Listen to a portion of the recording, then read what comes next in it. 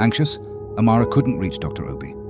She had no access to his contacts due to their secret affair. She thought about calling Dr.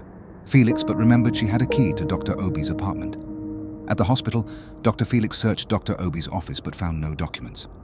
Anxious, he stood up but fell back in the chair thinking who else could have it. Dr. Obi wasn't close to anyone at work. Dr. Felix contacted an associate about Emeka and Obi. The man confirmed Dr. Obi's death and hinted at Emeka's fate. Dr. Felix hung up and called Dr. Chukwudi for an urgent meeting. Back with Amara at Dr. Obi's home, she discovered a note in the apartment. She cried, imagining what their future could have been. Dr. Obi's left himself a note to not forget the papers in a book entitled Advanced Clinical Pathology. Meanwhile, Dr. Felix told Dr.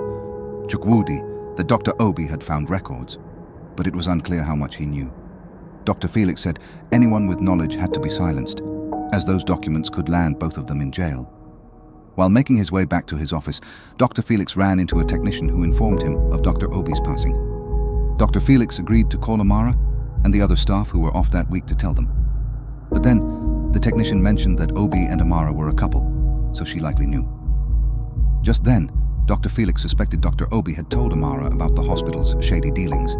Later, Amara arrived at Dr. Obi's office. Most people had already left. She found the documents inside the book. Per Dr. Obi, the information was deeply concerning. Altered death records, missing inventory, and a list of patients marked with a red spiral. Later that night, Amara received a surprising call from Chukwuma. He wanted to catch up with her after years without speaking. Amara asked if he had ever heard anything strange at the hospital. Chukwuma denied, saying his uncle, Dr. Felix, wouldn't hide anything from the family. Amara was surprised to learn Dr. Felix was his uncle. Chukwuma added that Emeka, with his big mouth, couldn't hide any wrongdoing in his 9 years at the hospital. But then Amara told him Emeka was dead. However, Chukwuma insisted that wasn't true. He had just spoken to Emeka before he left for Lagos State. After the call, Amara felt a change in her body as her spirit began to take over. Calmly, she leaned back as a flash carried her to a heavenly place. She saw ethereal figures and briefly thought she had passed, staring in shock. Then she saw 3 people. All 3 of them had worked at the hospital, and whose deaths Amara had seen in her earlier visions. One of the people standing there was Dr. Obi. Dr. Obi thanked Amara for fulfilling her purpose by staying strong in her fight for justice against the hospital, although Amara had no clue what he was talking about. Dr. Obi warned her not to cry when she returned to the present, as they would reunite in heaven once her time on earth had truly ended. He told her he loved her 25 hours a day.